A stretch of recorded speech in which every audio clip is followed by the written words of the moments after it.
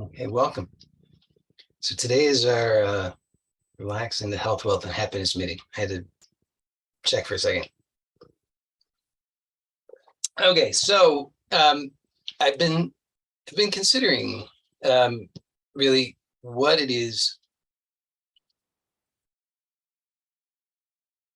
I look a lot at what is the problem, and um, and because what I'm interested in is resolving the problem once and for all. So I look a lot at what the problem is. On one level, of course, I encourage everybody to be able to see that there is no problem. And this is, I find, enormously helpful. However, the appearance of a problem continues to show up. So at the highest level, it's possible to recognize that there is no problem, and yet there's the appearance of a problem that keeps showing up. And so that appearance of a problem doesn't have to be believed. This is freedom. But I found, okay, there's a couple of things. First of all, whatever this business is, it's hard to say what we're talking about. We're talking about philosophy? No, not quite. Are we talking about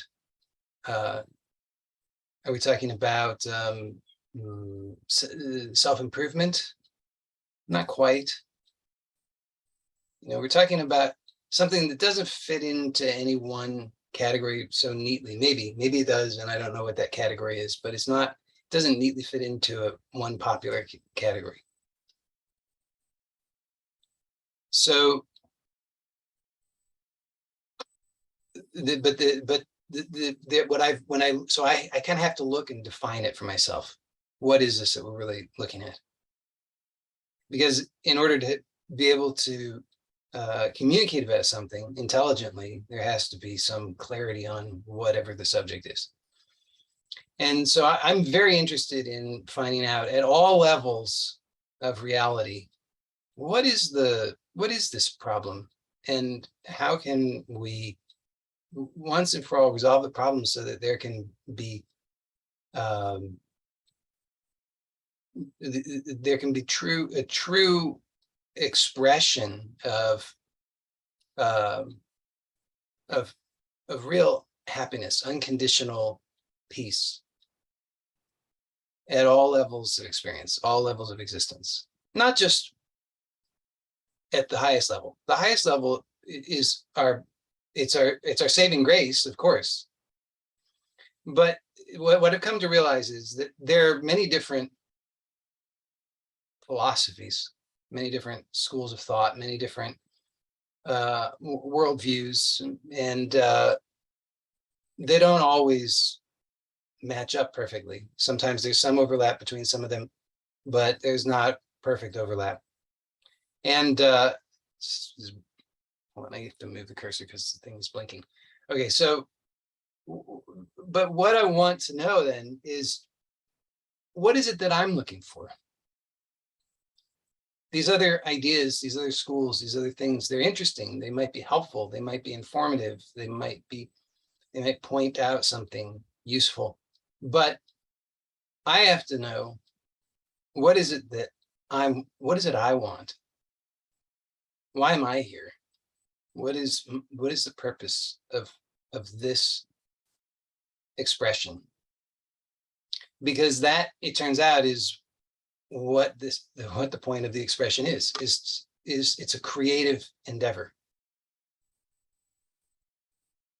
So this turns out to be one of those things that you could take it could be a throwaway to you, or it could be life-changing if you take what was just said and you receive it and really reflect upon that deeply. It could be a life-changing thing, because think about that you are, I often have pointed out that you're asleep. Now, when I say you're asleep, I'm not, well, I'm about to point a finger, but I won't point a finger. But I'm not pointing a finger. Caught myself. I was about to point a finger. I'm not going to point a finger. So it's not pointing a finger. I'm just making the point so that you can take a look and see. And then perhaps you can be puzzled by that, because that doesn't match up with your current belief, right? You have a belief that you're awake. You say, how could I be asleep? I'm listening. I understand what's being said. I can't be asleep. I can see myself. I know I'm not asleep. But it's because you have a different definition. Could I have could I use a different word? Sure. But we'd have the same problem, because we're wanting to get specific about what's actually being pointed to, because the word is just a symbol. It's just a pointer, whatever word we use. Some words could maybe be superior to others. I don't know. I'm using the word sleep because it's the word that makes the most sense. It's the word that I'm familiar with. But it's not the same kind of sleep as when you are in your bed at night. Well, it's similar, but it's not exactly the same. So I make this point. I say, you're asleep. And the reason I make that point is because I want you to take a look and see, how could I be asleep? That's strange. I think I'm awake. How could I be asleep? And you really want to start to look at that so that you can start to puzzle over that. What is actually meant by that you're asleep? Because you can do many things with it, right? You can just say, oh, that's interesting. That's one of those quirky things that weird people like Joey says. But that wouldn't be particularly profitable, right? So to make the most of it, what I'm proposing is that we should strive for maximum efficiency. But in order to have maximum efficiency, efficiency depends upon what the objective is. You can't, efficiency doesn't exist in a vacuum. You can't have efficiency as an independent thing. Efficiency is dependent upon what your objective is, because what's efficient for one objective may be inefficient for a different objective. Like if your objective is to kill all the people in some other country, then, like sending them nice gifts and befriending them is probably not an efficient action. I mean, it might be in some weird twisted way. I don't know. Fortunately, that's not my objective, so I don't have to worry about it. But we have to be clear on what we want, or we're going to go through life and we're going to be just constantly feeling like it doesn't make any sense. For a little while, we'll think, because the weather is such that, and by weather, I mean not just the weather out there, but I mean the weather inside, the weather, the changeable experience that's constantly occurring, the moods, the feelings, the thoughts, the ideas, all of this stuff. It's like weather. If we are driven by our weather, if our existence, not our existence necessarily, but our perception of our existence, if our sense of ourself is determined by the weather, which it is for anybody who's asleep, because if you are asleep, then all that's happening is the weather. And we don't think, most of the time, we actually don't like that weather so much. So then most of the time, because we don't like the weather, we perceive that we are suffering. But what this world rarely points out, but it's being pointed out to you. So consider that, what a gift that is, because it's such a rare thing.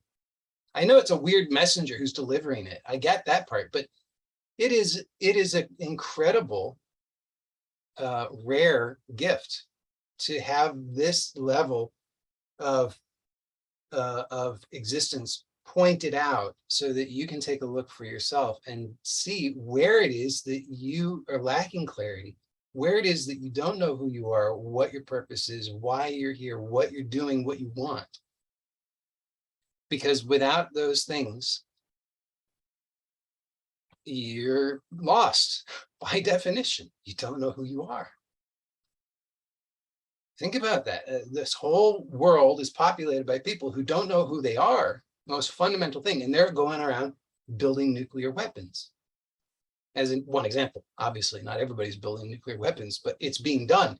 So many things are being done and nobody knows what they're doing because nobody knows why they're doing it. Nobody knows what they want. They're caught up in something. They're caught up in the momentum. They're being played by somebody else's game. Now, there are some people who are awake, but now this is a thing that puzzled me. In Hindu thought, as represented by, for example, the Ramayana or the Mahabharata,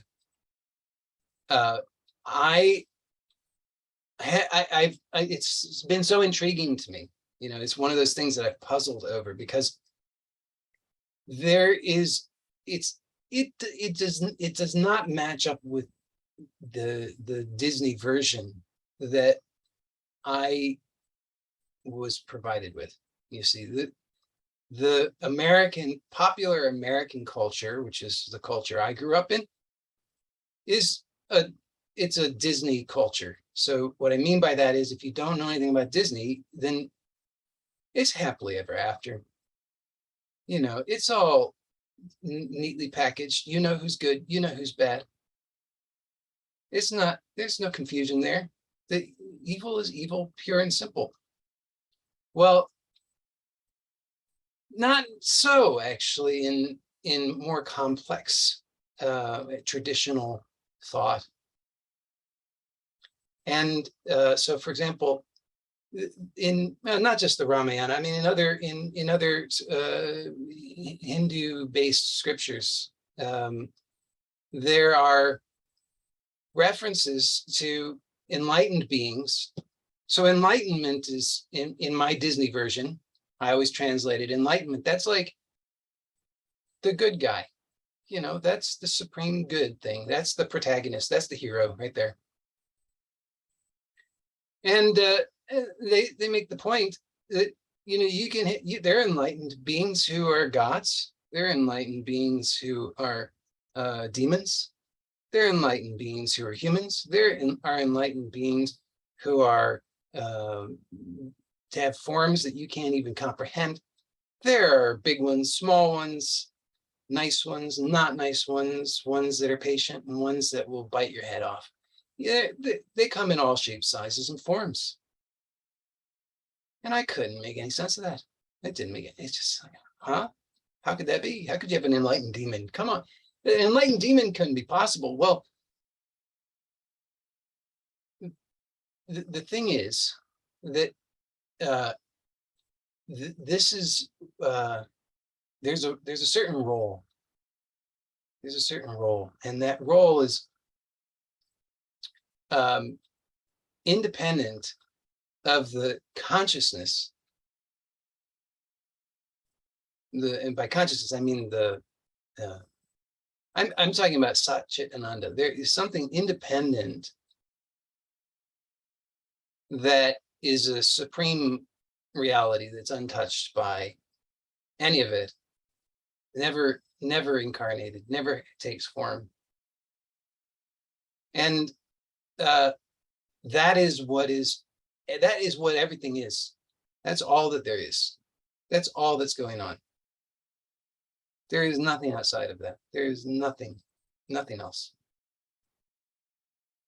So, but in the dream, in this creation, which is not separate from the dreamer, let's say, but nonetheless, within the appearance of the dream, obviously there's multiplicity, right? There's the appearance is that there's me and you and you know, however many billions of other people, and etc.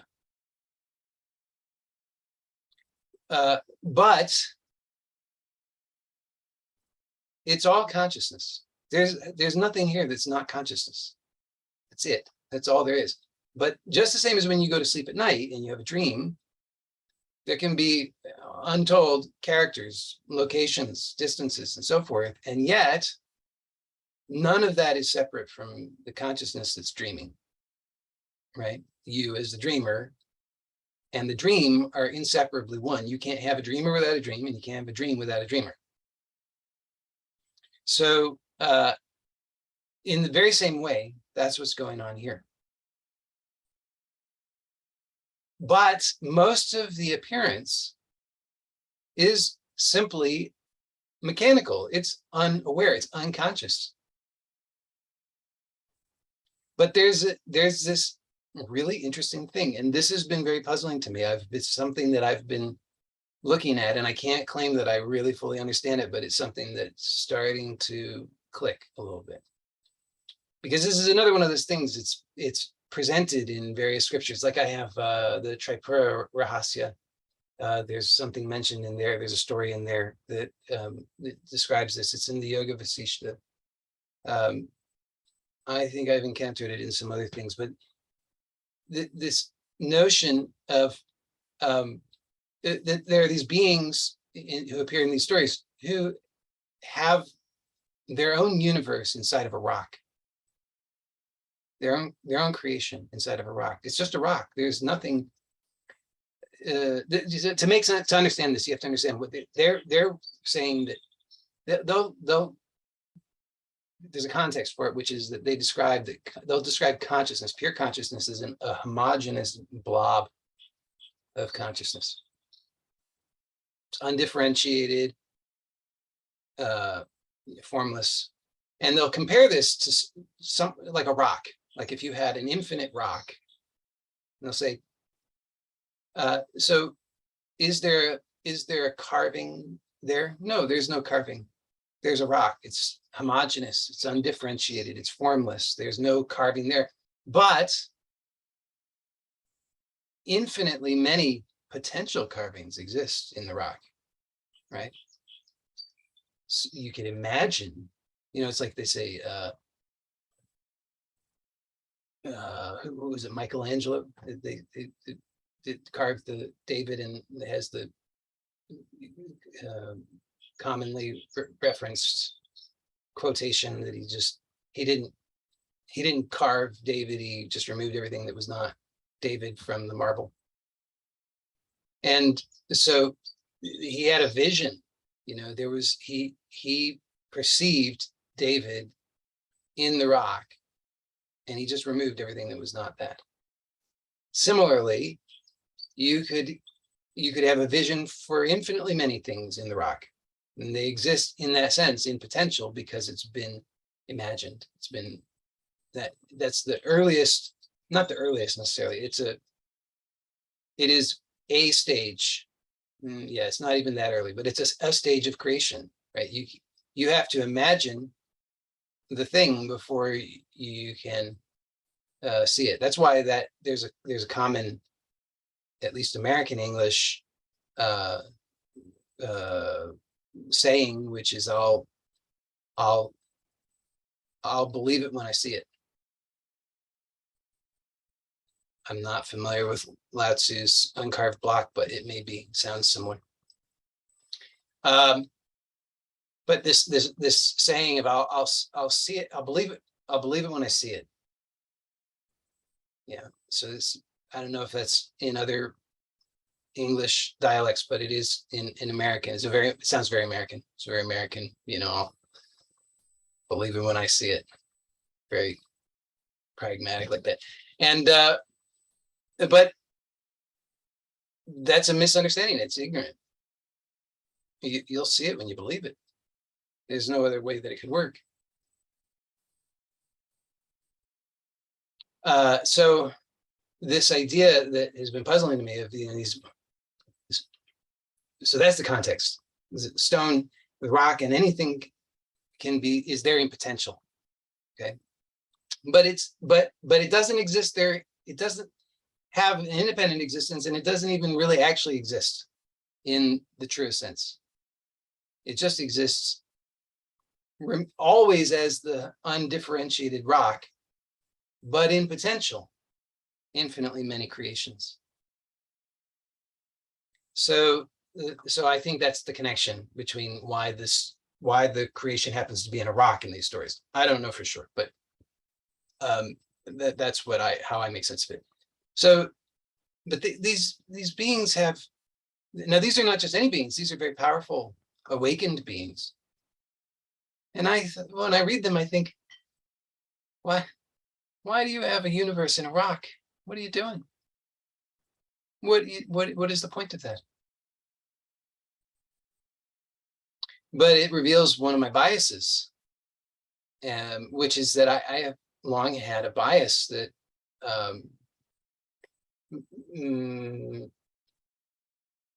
that only, how to say this, that what is not independently real is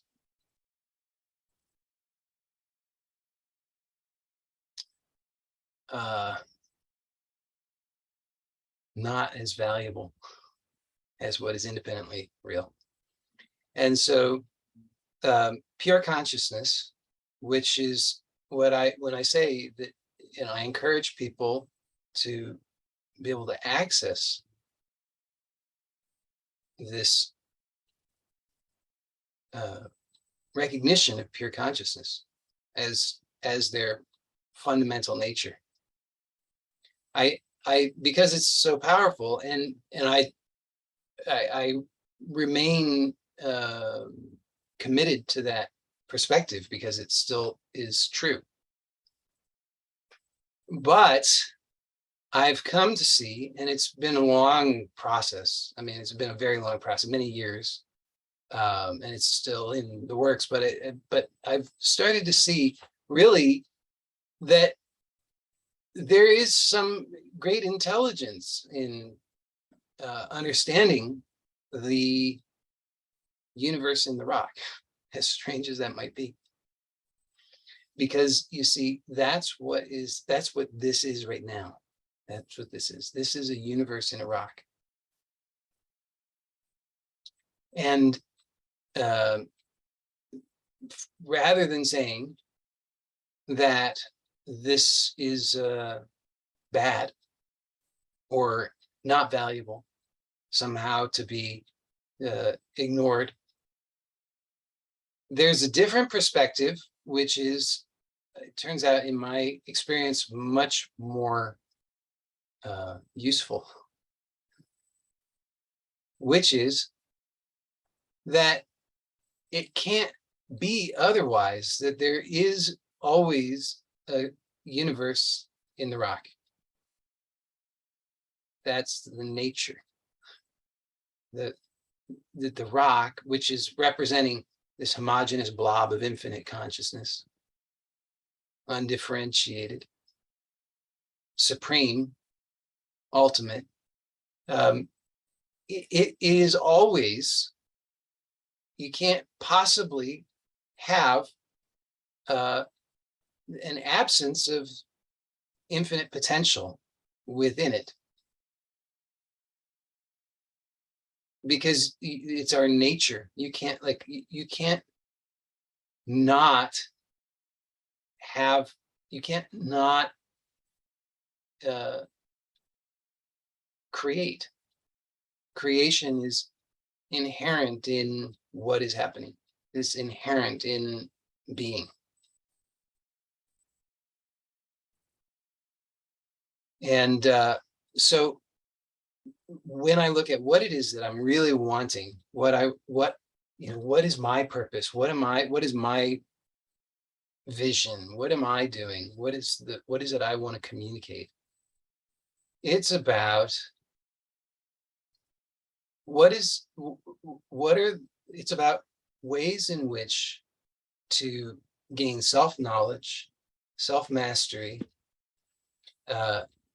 so that your universe in a rock can be a very good one. Because if your universe in a rock is not a good one, then you're just off the mark. That's all. It's not that you're bad or wrong in some moral sense.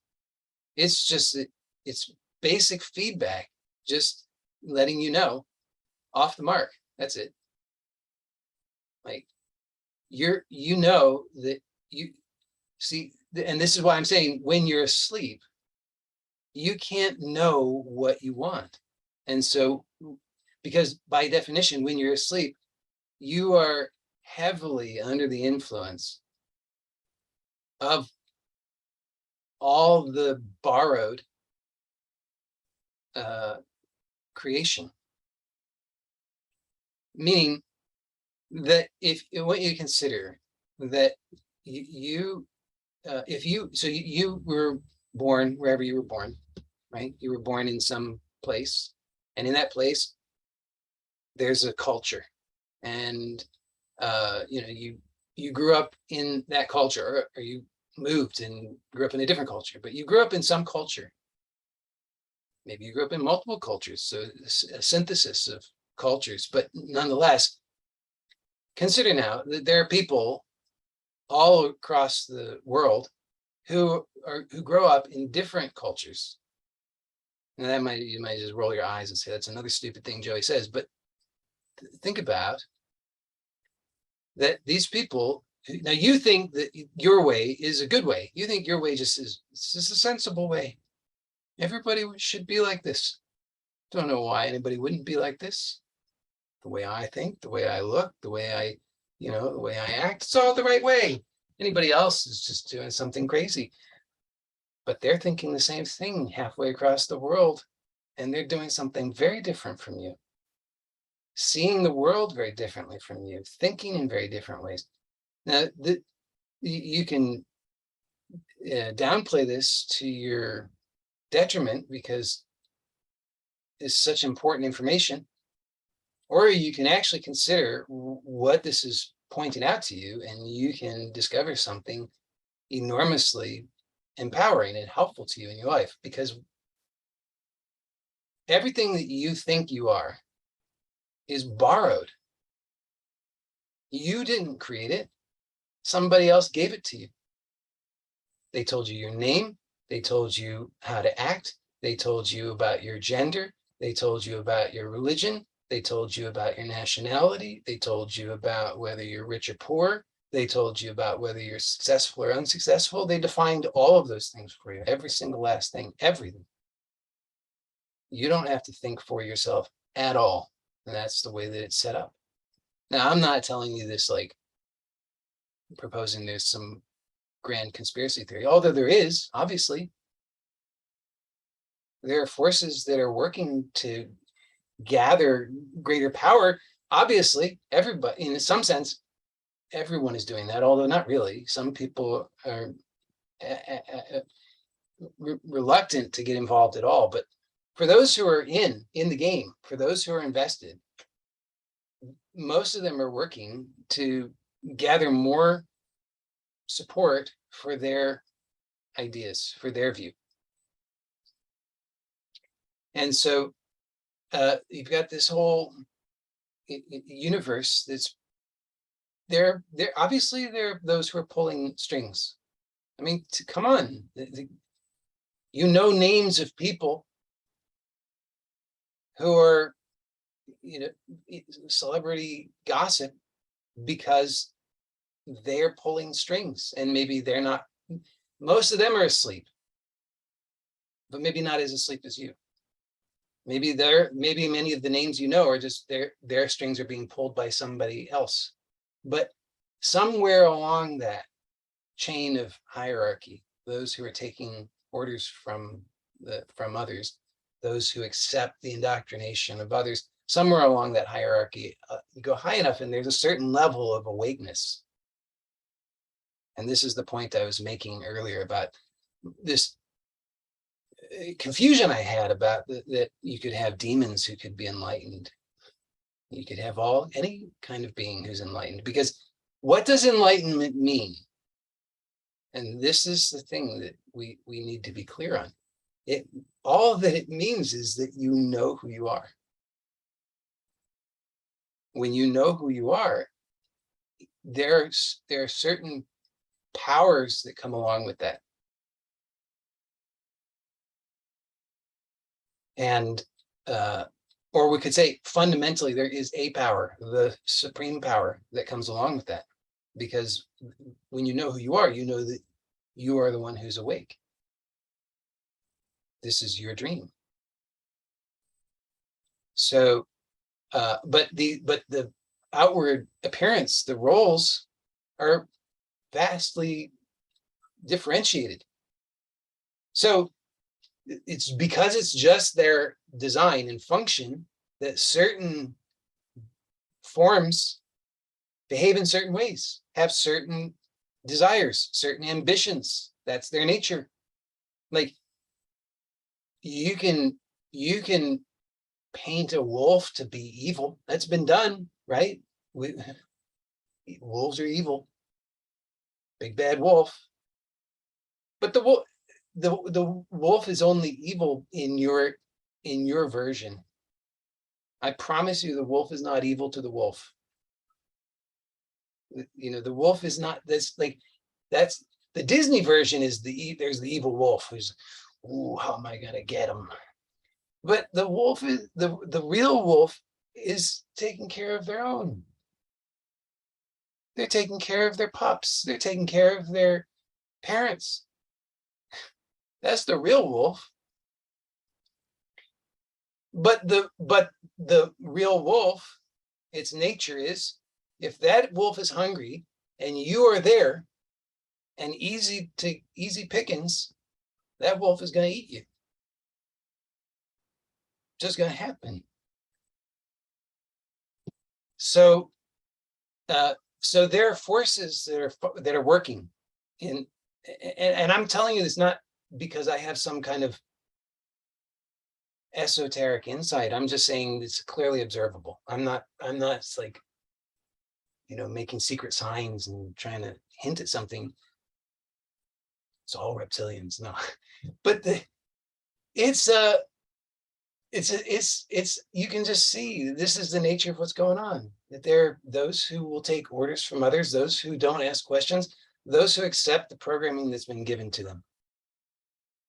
But in order to have to wield power, there has to be a certain level of awakeness. Now there's a spectrum, you know, you could be 0% to 100%, anywhere in between. So not, you know, there are those who are wielding power and who are not very awake. But you have to have some awakeness to wield power, and the more awakeness you have, the more power you can wield. So, but then if the nature of the expression that happens to be awake, where that awakeness happens to be manifesting, if that nature is a wolf, then it's going to continue to behave like a wolf. You know, just when you wake up, you will not suddenly start behaving like a wolf. You'll still be behaving like a human being, although maybe like a real human being. So but to be awake, see how this all goes together. To be awake, which means that then you can wield power. All of this depends upon knowing what you want. You see, it all goes together. They're synonymous. They're all the same thing. So what does this mean? Well, one thing is, here's a trick. If you want to be more awake, which you should want to be more awake because it's going to help you in everything. The context for this is I'm saying that when I really consider what it is that I'm interested in, what I want to communicate about, it's how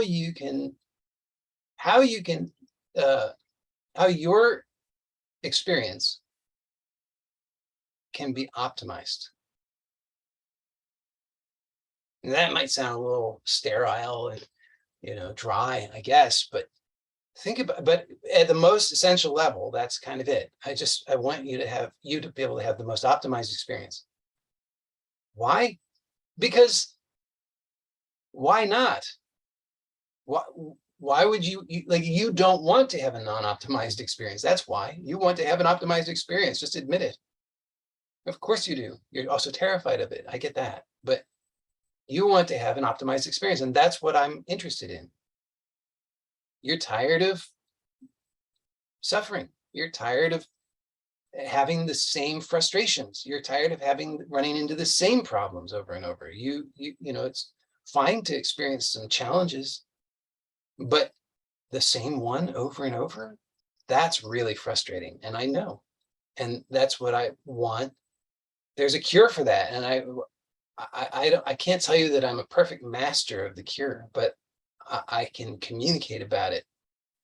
I'm hoping that I will learn to communicate even more effectively about it. I've got some ideas for that. I'll be sharing those in the near future, I guess. But if you think about this, what this means is that here you have a trick. You know, these three things that I'm saying are synonyms, which I've forgotten what all of them are. But one of them, well, I said to be awake, to know what you want, and then another one, which I don't remember. It doesn't matter in this context, because any one of those things is like a lever that you can push to gain access. So getting clarity on what you want, far from being just some kind of ego-driven, nightmarish sort of activity, turns out, when done intelligently and correctly, is an enlightening process. It helps you to know who you are. And you can continue to refine that. And so what the way I'm seeing it is this, that there's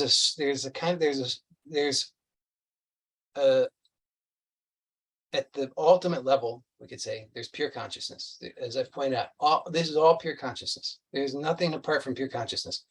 So the power of understanding this, to make this practical, is when you understand that everything is consciousness, that you are consciousness, and that this entire creation is consciousness alone, then you have maximum leverage. You are at the point at which you're at the subtlest level, so that because the impulses are so small, because they're so subtle, so refined, so easy to work with, they haven't snowballed yet. They're not big. So at this subtlest of levels, it's so easy. You think about it. It's like navigating. It's like I've never been to a Venetian canal, so I don't know what that is like, but I'm imagining a Venetian canal, probably pretty good navigating conditions, apart from maybe the congestion, but probably. But what I'm talking about is, if you think about a waterway that is calm, uniform, uniform depth, uniform width, calm surface, that's probably pretty easy to navigate. But if you're trying to navigate in the middle of the ocean, in the middle of a storm, in the Bermuda Triangle, forget about it. That's hard conditions, big. I remember being told by somebody who was a native Hawaiian that they had 100-foot waves, and I couldn't believe it. Apparently they have 100-foot waves. So I personally would rather try to navigate my boat on the calm channel. That's just me. I'm not the sort of guy who's really interested in testing myself against the elements in the Bermuda Triangle, because I have more clarity about what I want. Now, for some people, it might be true that what they want is that, but then that would be true, and it would be wonderful. But when we're struggling, we can be, I think, guaranteed, I don't think there's any exception to this, that we are not at an adequately subtle level of consciousness. We're at too gross of a level of consciousness, so we can't, we're just stuck. It's like being out in the middle of the ocean in our little tiny sailboat in the middle of a storm. Not good news. And so but the fortunate thing is, if you're in your tiny sailboat in the middle of the ocean in a big storm, you're just there. That's just how it is. Good luck to you. But the brilliant thing about consciousness is, among all of them, but one brilliant thing about consciousness is that time and space don't apply. You are not constrained by time and space. So instantly, shifts of consciousness, absolutely possible. Meaning that whenever you're having a problem, when you shift to a higher state of consciousness, ideally to the highest state of consciousness, you instantly calm everything. You instantly remove the storm. Even if the appearance of the storm remains as like a residue, it's like, that you're safe. You're just still experiencing the residue of it. So that's very powerful, because otherwise you're just always asleep, reactive. So most people are asleep, and they're so asleep that they're caught up in the drama that guarantees that they'll remain asleep. See, if you are caught up in the drama, think about this. Caught up in the drama means you're stuck in the middle of the ocean, in the middle of a storm. If you're stuck in the middle of the ocean in a storm, and you're not adequately awake, you're not just going to take a nap. You're going to be really agitated. And so most people are asleep, and they're guaranteed to remain asleep because they're caught up in the drama. The drama means that they think that it's this storm in the middle of the ocean, and they can't take a second to take a nap, to get some true deep rest, because look at all of this going on. Can't stop. And that's what's going on for most people. You look at most people, like here, I read the story about, there's a big, George Foreman was, I guess, heavyweight champion. I don't know. He's a boxing legend. He was a champion boxer. And he was presently the champion, the current champion, when there was a fight that was arranged between him and I don't know if he was Cassius Clay or Muhammad Ali at the time. Same guy, but he changed his name. I don't know which one it was. I'll call him Muhammad Ali. So they arranged this fight between the two of them, and people were thinking, George Foreman is definitely going to win. I mean, George Foreman is definitely a better fighter. He's stronger, bigger. This guy's going to crush Muhammad Ali. Well, apparently, Muhammad Ali just insulted George Foreman. It just, throughout the fight, he was just throwing out insults. Your mother's ugly, and kind of stuff. And this got to George Foreman because he hadn't worked on that. It wasn't like, he just was a really good fighter. Nobody taught him to work on letting stuff slide off his back. Nobody ever taught him that, sticks and stones can break my bones, but words can never hurt me. Nobody taught him this stuff. So he lost. And most people, that's how they're living their lives. They are. That's what I mean when I say you are dominated by the weather, because if some feeling arises in you, you look right now and see it. Are there, well, I don't even say are, there are feelings. Just see that there are feelings that can arise in you and that do arise in you, probably fairly frequently. That when those feelings arise, you are completely controlled. Think about that. Now, if you can call it, I'm calling that asleep. We can call it hypnosis. We can call it paralysis. We can call it whatever you want, but take a look and see what that is. It's whatever name you call it, it is not good news. It's pain. You don't want it. So I'm looking at this in terms of, okay, again, back to the model, we've got at the highest level, pure consciousness. That's all that there is. But this pure consciousness, which remains forever pure consciousness, never differentiated, nonetheless, appears as all of this. The same as you forever remain undifferentiated, meaning like you don't become all the characters in the dream, but nonetheless, at night when you go to sleep, that dream appears with all of its multiplicity.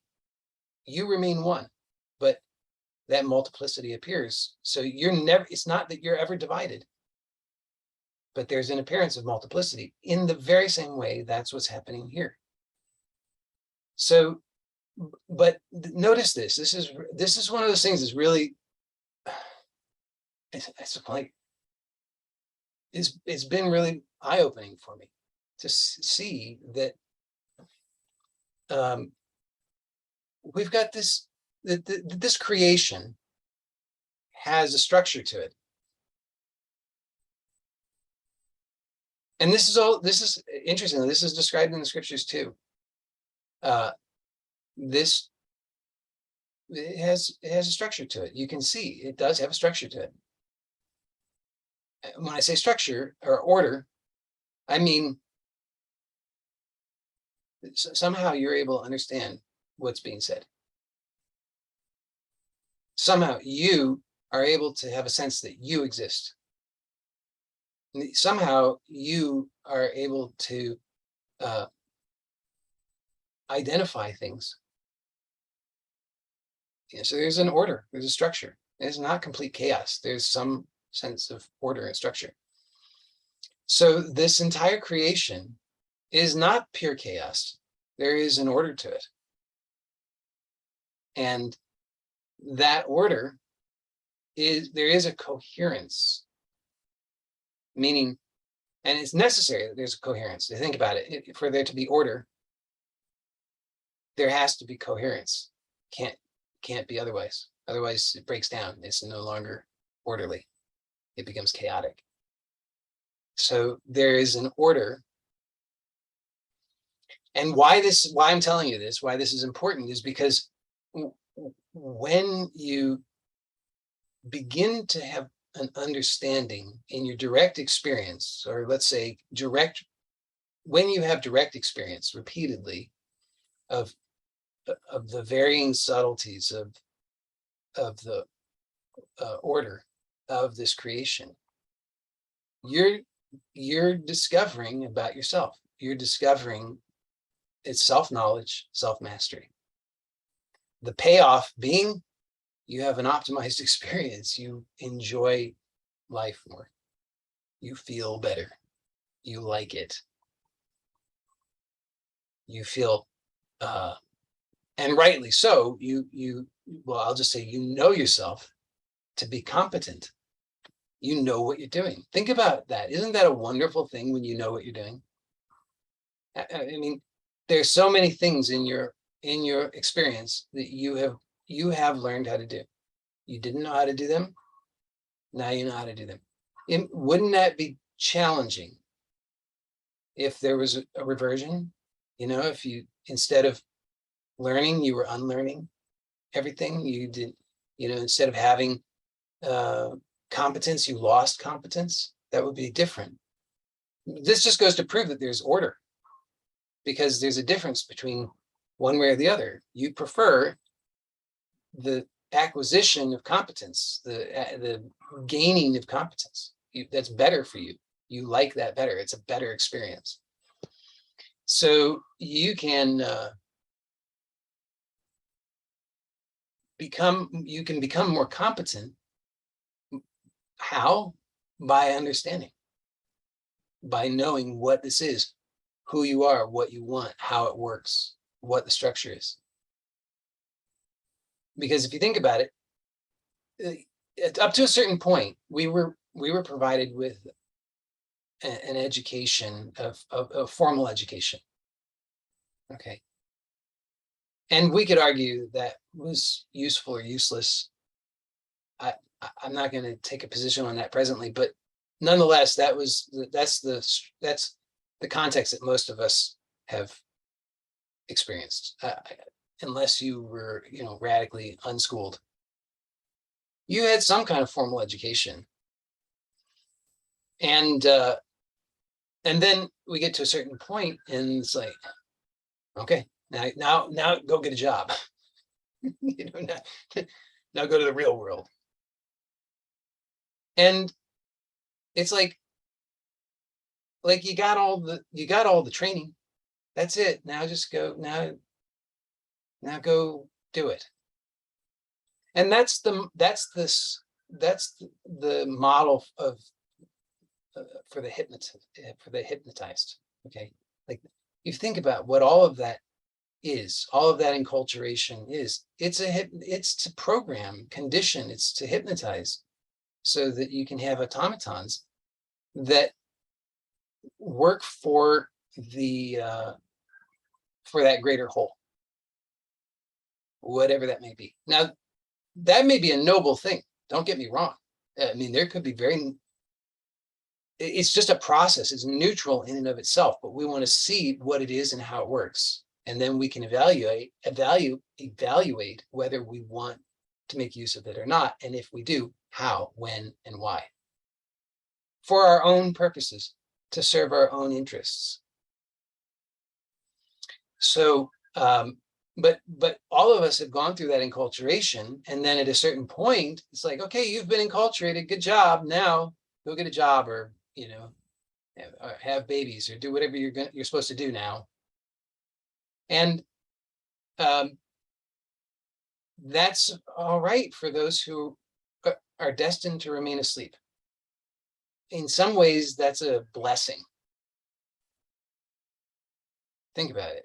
In some ways, it's a blessing, because it provides order, it provides structure. Instead of there being chaos, instead of a bunch of asleep people, sleepwalking, trying to do it on their own, which would be completely hopeless. Here you're providing some structure and order, so that even those who are asleep, can still function. That's a wonderful thing. It's a good thing, although it can certainly be twisted to some really interesting purposes. But it's just a process.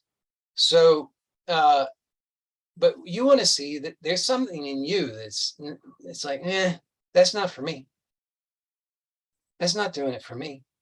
There's something in you that says, I'm just not feeling that. No matter how many big screen TVs I have, no matter how many fancy diplomas I have, no matter how many marriages I've had, no matter how many things I accomplish within this structure, that is not going to be satisfying for me. So that's a calling to be more awake. Why? I don't know, but it's a good thing. And so but okay, so remember I said power, wakefulness, and knowing what you want. And it's not only those three things that are synonyms, but those are three synonyms. They like Sat Chit Ananda. Okay, they're all pointing to the same thing, but different facets. They're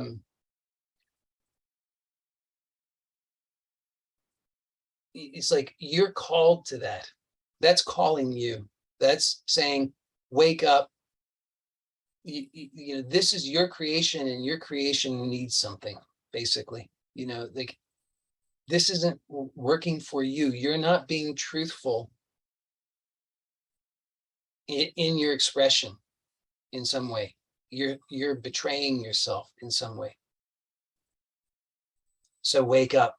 And you say, oh, but I don't want to wake up, and I don't know how. And it says, you know what you want. Know what you want. That's the answer. Know what you want. And, okay. And then, but you say, but I don't know what I want. And because you're used to looking to the culture to tell you what you want. And it's a funny thing, you know, you can Google so many things. You can Google just about anything, I guess. But you Google and get results, an enormous number of, oh my goodness, so useless results. Have you noticed that? They all repeat the same thing, like they've all just copied one another. Nothing original happening. Not, at least not in the first page of results. Because the herd is always just staying together. They have to affirm one another. You're doing the right thing, looking great. And yep, you too, Bob, looking great. And they have to keep doing that. So you can Google all those things and you get results telling you how to do all these various things. But something you cannot find on Google, but unfortunately you try. I know, because I've done it. You know, everybody tries because they're desperate. They're like, what do I do? So they Google, trying to find it out. And what they're really trying to know is, who am I? What do I want? What is my purpose? What should I be doing? Why am I hurting so much? That's what they want to know, but Google doesn't know. Google can't give you that answer. Google can tell you how to do a 100 push-up challenge. Google can tell you how to, do the keto diet. Google can tell you how to invest your money. Google can tell you just about anything, except doesn't know who you are. Only you do. And that's the thing, is when we get lost, when we're asleep, we make that mistake. Then we're looking around in our dream. We're saying, dream, who am I? And the thing about the dream is just the dream. You know what the dream will tell you? It's going to say, who are you? Because it's just echoing back to you exactly what you're throwing out there. If you're saying, I'm overwhelmed, it's going to say you're overwhelmed. If you're saying, I'm unhappy, it's going to say you're unhappy. That's just what it's doing. It can't do otherwise. So that's why when you throw it out there to the universe, Google will respond, and it will say, you say, how do I get in shape? And it says, here you go. Here's how you do it. But if you don't know who you are, how do you get in shape? And that's the big mistake that people make. They're trying to get in shape. How is somebody trying to get in shape? Think about it. The average person who wants to get in shape, what is their model for what in shape means? It's somebody else, somebody they saw on a magazine, somebody they saw on some YouTube, somebody who some athlete, some whatever, somebody they saw at the pool.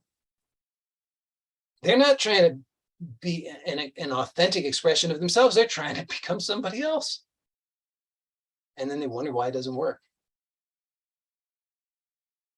Think about it. Like, this stuff is so simple, so obvious, and yet over 99% of people will never see it. And it's this is the stuff that gives you the most leverage. That's why I'm emphasizing it. But now that we're a minute over, I want to say a few more things about it. Because remember, I said it's about seeing it at all levels. So there's an order, there's a structure to this creation, and it's from subtle to gross. And you can just observe that in your experience. Again, I'm not telling you something that I'm not drawing from something esoteric. I'm just looking at what the experience is, and you can see it for yourself too. If you look, you obviously have to look at your own experience. But you can see that there is a structure, and that it happens in this sequence. That's why I said this common statement that I'll believe it when I see it has it completely backwards, because it just doesn't work that way. If you observe your actual experience, you'll see that when in order to see something, not just seeing, because seeing is effortless, seeing is happening, seeing is formless, seeing is not an object. But to see something means there's a recognition. And you think about what that means. If there's a recognition, it means that you already have a sense that you know it. It's not new. You already, it already exists at a subtler level within consciousness. Think about it. You see something and you say, oh, there's a book.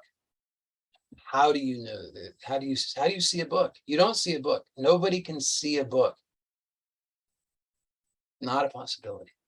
But what you're doing is you're thinking book, and that thought book already exists. Has to exist before you can have before you can think it, before you can see the object. You have to have already objectified it. You already have to have created the definition, meaning the thought has to exist prior to being able to see it. Otherwise it can't work. And you just look at your experience and you'll see that, well, I know it can be a little bit tricky to see it sometimes. It may not be for you, but for some people it might be tricky. So don't give up on it just because you don't see it right away, but really puzzle over it and look and see how it's true that you can't see something until you've already objectified it. So the thing that you think you're seeing out there, you're not seeing. All you're doing is you're projecting a subtle object, a mental object, and you're projecting it and believing that you're seeing it out there. So so you can see how this order exists, that the subtle precedes the grosser. So I'm not going to tell you that I have determined what all the layers and levels of creation are, from most subtle to grossest. But I can just see that there are these layers, and they happen in sequence. They happen in order from most subtle to gross. And then you could say, and then in the opposite direction too, because there's a decay as well. Something comes from emptiness, we could say, from formlessness. It appears at the most subtle level, and then it grows, we could say, as the subtlety becomes more dense. So it forms into what the appearance of gross matter. But then it decays too, because nothing lasts forever. All forms change. And so you can also observe the same thing. It's like this is useful to us because we also, in the process, we want to have mastery both over the creation phase and the dissolution phase. Because as you know from your experience, not having mastery over the dissolution phase also results in an enormous amount of pain, because you're still holding on to something that's gone, right? So that is very painful. We all know that that's really painful, to keep holding on to something that's not there. So you're gripping, but you're gripping emptiness. It's very painful. So to have mastery over that phase as well is very important. It's very useful because we don't want to be suffering in any way. So you can see, hopefully you can see how having this direct experience and recognition of the nature of consciousness and creation is fundamental and enormously powerful, but it's also all encompassing.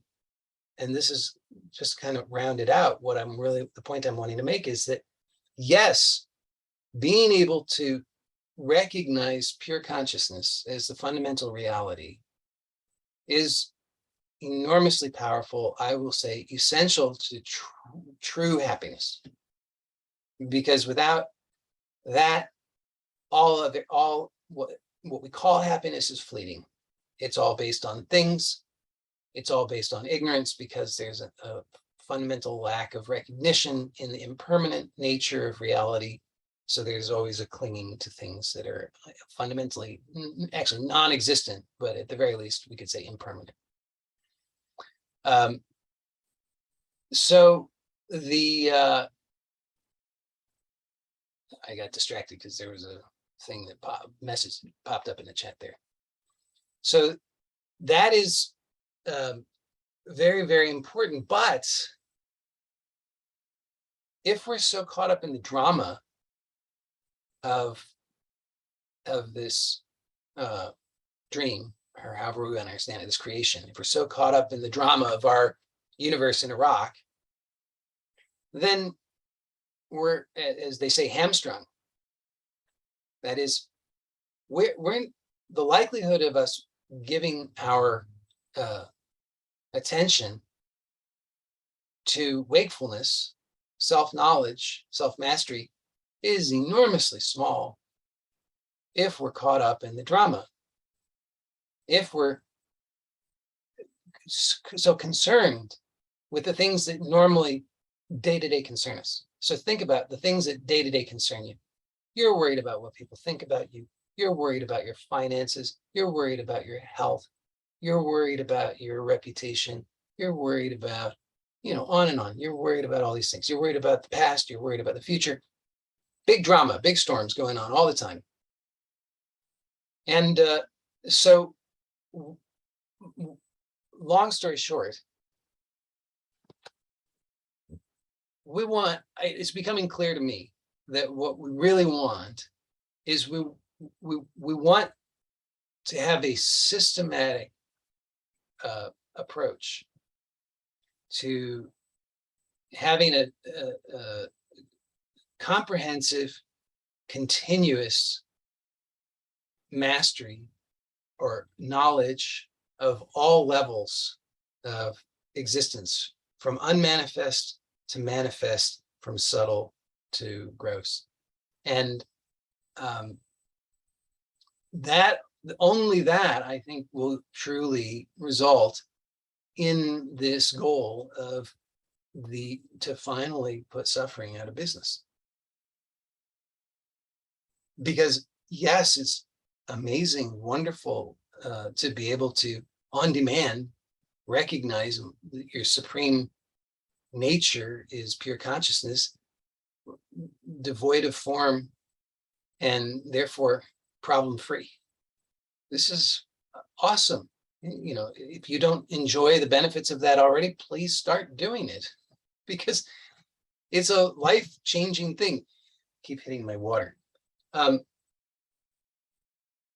But as those of you who are able to do that now, I assume you know this, that in and of itself doesn't quite seem to do it, strange as that might be, because they're in the moment. I mean, think just right now for a second, just drop it all. Just for a second, don't try to sustain it. Just for a second, drop it all. If you don't know how to do that, just notice right in this moment, in truth, you are safe. Just drop it all for 1 second. If that's too long, half a second. If that's too long, quarter of a second. If that's too long, however short of a time is required for you to be able to accept that you can do it, just drop it for half a second. Even if you can just imagine that maybe you might be able to do it, that would be enough. And then you see in that one moment, what a gift. It, no problem. You can go from being in the depths of hell, and in a split second, you can drop it all and you're in heaven. It's all good. No problem. But you keep coming back to your, your universe in a rock. I know it keeps happening. It's strange. This is why it's been so puzzling to me. I've really been, I just kept thinking, one day it'll be the end. It will just poof out of existence, but it just keeps showing up. So I started paying attention in a different way, and I started to realize, oh, this is my desire. Got it. But I was asleep at the wheel. So there's this infinite creation, but it can actually be understood. It really can be understood. And it's not even that hard, because it's the truth of who you are. So you just want to be observing your experience as much as possible. You just observe your experience. And then but when I say observe your experience, I want my challenge to you is this: really take it on and observe your experience, but notice that instruction to observe your experience could be understood so many different ways. So the way that you're presently understanding it may not be the best, but understand it as a useful instruction, right? So it's something that will help you. It's pointing to something truthful that you can directly experience.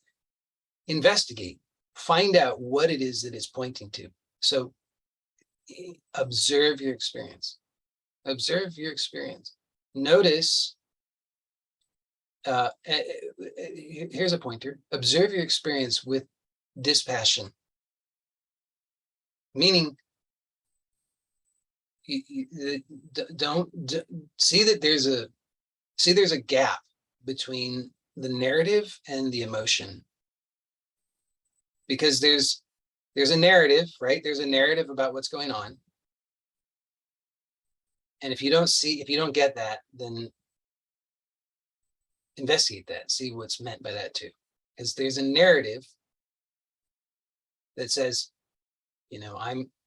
I'm good, I'm bad, I'm this, I'm that, I'm rich, I'm poor, I'm succeeding, I'm failing. Those are good people, those are bad people. All that's narrative. I'm doing the right thing. I'm understood, I'm misunderstood. These are all part of the narrative. So there's a narrative, and then there's the emotion or feeling. And normally they're so tightly coupled that because we're asleep and it's happening really fast, we think, oh, that's just one thing. That's just, the narrative and the feeling are one and the same. That's what I mean when I say that when you're asleep, these feelings come along and you're just out of commission, because you say, oh, that feeling, oh no, not that feeling. That's that bad feeling. Oh, that feeling dominates me. That feeling makes it so I can't do anything. And there you go. Lo and behold, that's true for you. But when you start to observe your experience in this dispassionate way, you start to notice the gap. You start to notice that it's like if you were watching a video with the audio out of sync. If you're watching a poorly dubbed foreign film, and it's just it doesn't match up, and it gives you a really weird experience, doesn't it? Because it's not as real. Somehow when it's all synced up, it seems real, but when you see the gap, when you slow it down and notice that it's not quite synced up, that there's some discrepancies, some things that don't quite make sense, you start to realize, oh, the narrative and the feeling are different. They don't go together. I just thought they went together.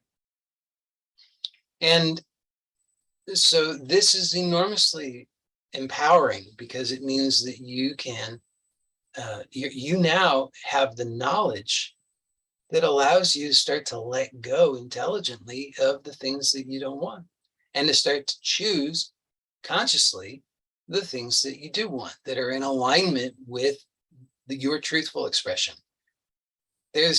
I could just keep going on because there's so much to say about this, but I will wrap it up out of respect for your time, because I appreciate that you take your time to be here. I think this is enormously valuable information. Obviously, I say that a lot. My expectation for you is that you will make use of it and put it to the test. So just briefly, I haven't formulated it entirely, but in general, the direction that I'd like to go with things is I would like to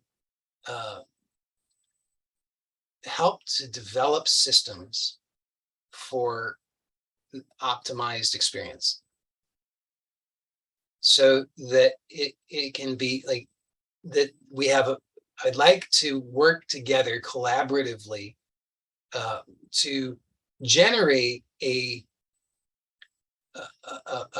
body of knowledge that provides people with a way that's built into the body of knowledge to navigate it, so that a person can find what they're looking for. It's like you have an entry point. Your entry point is some degree of suffering that you have some level of awareness around. That it hurts somehow, and based on the specifics of what your current worldview is, your current understanding, your current self-awareness, you have a certain entry point. What is the knowledge and the practices that will most effectively take you from that entry point to where you want to go, so that you can achieve your outcomes? Obviously, you have to first be able to define your outcomes. So that has to be part of the process, part of the systems, or even a prerequisite for developing a system, is that you have to have clear objectives. You have to know what you want. So that's kind of just where I would really like to take it. My vision for it is that we can really streamline things, so that rather than this being like, really slow, painful, in fits and starts kinds of things that happen, I would really like to be able to have a process, an educational process, that, and a body of knowledge that allows you, whatever your current entry point into the education, you can very efficiently, in a short amount of time, achieve your outcome, your desired outcome of optimized experience. So that's a pretty big thing, but I think it's doable. And like I said, I haven't formulated it very clearly at this point. This is just starting to take form. So I expect that I'll share more details as they become available in the near future. But I really think that we can do a much better job than what I have done up to now, and what I think is available generally out there that I'm aware of, because so much of it is it's not well tested. That's one thing that I want to do. I want to be able to test things. I want to be able to get feedback and have metrics to be able to know, how are these things working? How are these techniques working? What are the results that they're giving? So that we can know, hey, this is the best one. You don't need to do those other ones. This one's going to give you the best results. Do this one here. Here's how you track it. Here's how you can know that you're going to be able to get. It's like, look, it would be awesome to have 1,000 people who've measured their results with a technique, and then we can know something. Then what if we had 10,000 people? Then we would know a lot more. We would have a greater degree of confidence in being able to say, here's the thing that's going to give you the result that you want, that's aligned with your optimized experience, because it's going to be different for everybody, obviously. And so up to now, I've kind of tried to do one size fits all kind of things, which is good. It works, but it's not as efficient as I'd like it to be. I really would love to be able to have much faster positive results, because I know that that's possible. And so I'll end it there. Thank you so much. I hope you have a wonderful weekend. Blessings to you all. I'll see you next time. And yes, I saw the question. Hold on, let me stop the video.